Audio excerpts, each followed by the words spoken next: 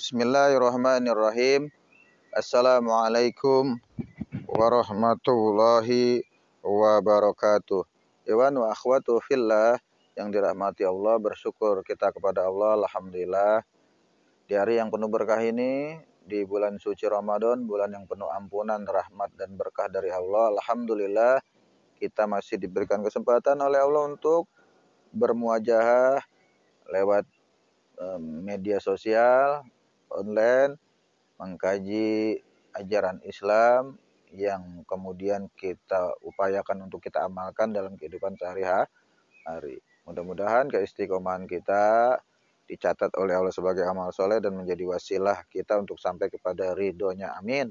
Amin, amin ya rabbal alamin. Salawat dan salam tidak lupa kita panjatkan kepada junjungan kita Nabi besar Muhammad Sallallahu Alaihi Wasallam yang senantiasa berjuang bersama keluarga dan sahabat-sahabatnya, sehingga kita insya Allah akan terus istiqomah meyakini kebenaran ajaran Islam sampai akhir hayat hidup kita, dan kita tentunya berharap syafaatul uzma dari beliau yaumil mahsyar nanti. Amin, amin, amin ya rabbal alamin.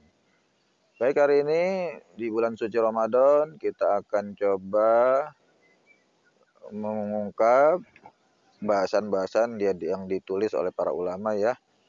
Jadi ada keterangan bahwa kita dianjurkan untuk merawat hati, menjaga hati kita, lebih-lebih di bulan suci Ramadan ini. Jadi bulan suci Ramadan selain kita berpuasa secara zahir, menahan makan dan minum, kita juga harus berpuasa secara batin, yaitu membersihkan hati kita dari sifat-sifat iri dengki, sifat-sifat kotor, sifat-sifat yang memang tidak boleh ada dalam hati kita ya. Ya, makanya Rasulullah kemudian memberikan penjelasan dalam sebuah hadis yang bunyinya, ala ketahuilah, ingatlah, inna fil jasadi mudghah, sesungguhnya dalam jasad itu ada segumpal daging, kata Rasul. Idza saluhat saluhal jasadu kullu, apabila baik segumpal daging itu maka baiklah seluruhnya. Wa idza fasudat fasudal jasadu kullu, dan apabila rusak segumpal daging itu maka rusaklah keseluruhannya. Wa hiya qalbun, kata Rasul, itu adalah hati.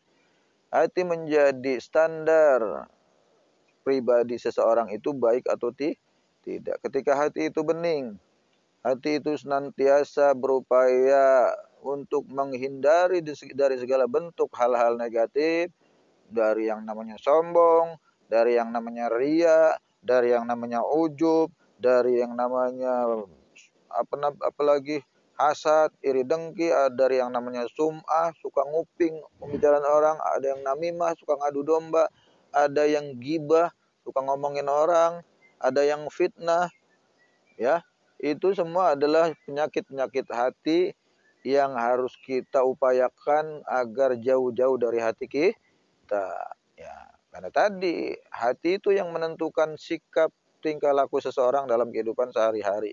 Ketika hatinya berupaya untuk menghindar dari hal-hal negatif itu, penyakit hati tersebut, maka insya Allah kita akan menjadi pribadi-pribadi yang Allah ridho, Allah cinta dengan kita. Ya, Iwan wa akhwatu fillah yang dirahmati Allah. Ya, salah satu caranya adalah dengan zikrullah. Banyak-banyak berzikir kepada Allah. Kalau kita ingat Allah kan waktu kita merasa sombong, ngecilin orang, langsung istighfar. Astagfirullahaladzim, ya Allah, ternyata masih ada sifat sombong dalam diriku. Ketika kita riya, kita langsung istighfar. Ketika kita ujub, kita langsung istighfar. Ketika kita gibah, kita langsung istighfar. Ketika kita hasad, ketika kita sum'ah, ketika kita namimah, adu domba, ketika kita fitnah, kita langsung istighfar. Ketika kita dusta yang menimbulkan kerugian buat orang banyak, maka kita langsung istighfar, mohon ampun kepada Allah. Ya. Itu kalau yang sifatnya pribadi. Kalau penyakit-penyakit hati itu berkaitan dengan orang banyak. Nah, ini kayak pejabat-pejabat publik nih, kayak presiden, wakil presiden, menteri, DPR, MPR, Panglima TNI, Kapolri, itu kalau bohong, melakukan kebohongan publik dan merugikan orang banyak, nah itu bahayanya. Maka hadis ini ditekankan juga untuk para pejabat publik agar senantiasa merawat hatinya dari kedustaan, dari membohongi rakyat, dari mengkhianati rakyat. Iwan wa akhwatu fillah yang dirahmati Allah. Yuk kita jadiin momentum Ramadan ini momentum untuk kita bisa bersih-bersih diri. Buat diri saya sebagai rakyat biasa, orang bodoh, juga kita semuanya di bulan suci Ramadan ini kita berupaya semaksimal mungkin supaya sampai pada la'allakum tattaqun, yaitu orang-orang bertakwa. Kalau udah dapat gelar orang-orang yang bertakwa, orang-orang mutakin dari Allah, subhanallah luar biasa. Itu adalah orang-orang yang bahagia dunia dan akhirat. Ya, oke. Itu aja ya, sedikit renungan dari saya buat diri saya pribadi, juga segenap masyarakat Indonesia, dari rakyat biasa sampai level tertinggi, Presiden, DPR, MPR, Panglima TNI, Kapolri, semuanya untuk bisa mentadaburi hadis tadi. Yuk kita bareng-bareng merawat hati kita. Ketika kita berhasil merawat hati kita, insya Allah kita akan menciptakan kemaslahatan buat bangsa dan negara. Maka negara kita insya Allah akan jadi negara yang diberkahi Allah.